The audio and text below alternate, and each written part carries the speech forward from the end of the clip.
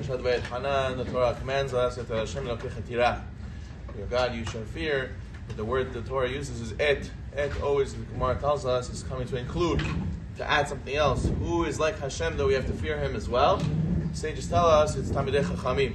It is the rabbis. It is the sages.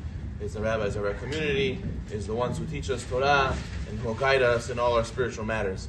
So therefore, a person has to know, just like you fear Hashem, you also have to fear the Talmidei Chachamim, and you have to go and give them the same, if not the same kavod.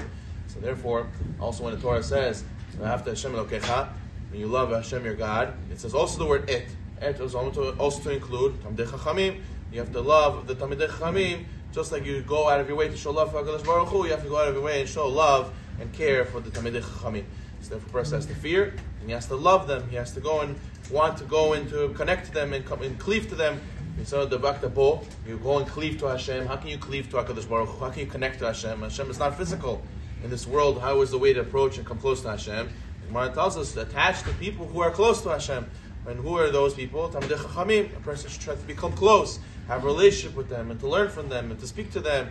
And the Gemara says a person should try to marry his daughter to a Talmid Chacham, or to marry his son to the daughter of a Talmid Chacham, to do business with the Talmidei Chachamim for their sake, to go and to give them gifts. If whoever gives a gift to Talmid Chacham, it's as if he gave bikurim, it's as if he gave the firstborn fruit in the temple.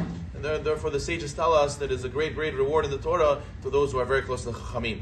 At the same time, a person also has to honor them, he has to respect them, he has to speak highly of them. A person has to not speak down about Hashem and put down Hashem, God forbid, or to say what Hashem says doesn't make sense, or Hashem doesn't know what He's talking about, God forbid. So a person also has to act like that for the rabbis. He cannot say, this rabbi doesn't know what he's talking about, or hey, Rabbi, a person tells the things like this, the rabbi, he speaks to the rabbis in this way, he's degrading them, he's putting them down. If somebody doesn't understand something, he could ask a question. He's, Rabbi, can you explain? I don't understand. I have a question. I didn't fully understand. He should blame himself that he doesn't understand. He shouldn't blame the rabbi that the rabbi doesn't know what he's talking about. And therefore, a person has to know, has to be careful the way he speaks to them. The rabbis are not our best friends that we can go and tell them whatever we want. You cannot tell a rabbi, oh, you came late today, Rabbi. Everything's okay? What happened to you today?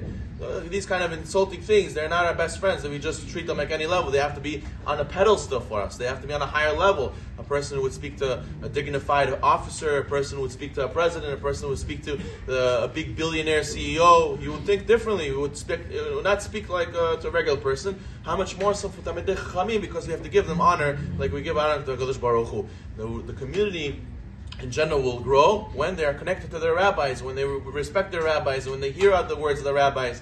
When a person wants to make a party, when a person has shalom bayit issues, when a person has questions in his life, what should he do? He has to learn to be accustomed to always ask the rabbis and become close to the rabbis to ask a question.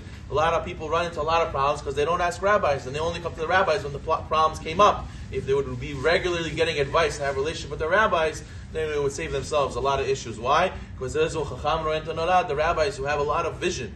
They have a lot of foresight, they have a lot of wisdom from the Torah. They can save us from a lot of pitfalls that we wouldn't be aware of otherwise. So for a person, has to make sure to speak to the rabbis properly and to get advice from the rabbis. A lot of times we know people that are very burnt from rabbis. They went through very, very big problems with rabbis. They lost money with rabbis, they got fooled, they met rabbis who were not real rabbis, and then they got hurt, they got burnt, and they got traumatized. So therefore they think all rabbis, you speak about rabbis, say, oh, rabbis, all business, oh, rabbis, they're all like this, it's all for the money, this, that, and they don't want to see rabbis, they don't want to hear from rabbis. And the person has to know, this person is traumatized, you have to help them, you have to inspire them, you have to tell them, are all doctors bad just because you found one bad doctor? Are all jewelers are bad because you found one bad jeweler? Everybody bad because you found a bad experience? No, you cannot label, you cannot say all the apples are bad. Okay, there are some rotten ones, but not all of them are bad. And a person has to make sure that we don't let people amongst us speak like this. Rather, we have to inspire our children and ourselves to look at rabbis on a very high level and to realize that they are on a higher level than our parents. We have to realize that the parents brought us to this world, but our rabbis help us bring us to Olam Haba. Baruch Olam, Amen.